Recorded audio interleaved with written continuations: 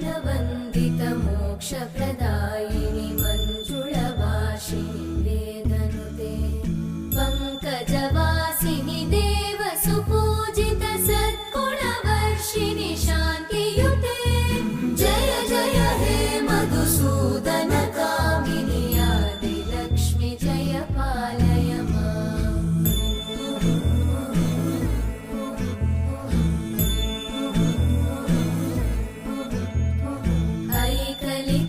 ऐकलिकल्मषनाशिनि कामिनि वैदिकरूपिणि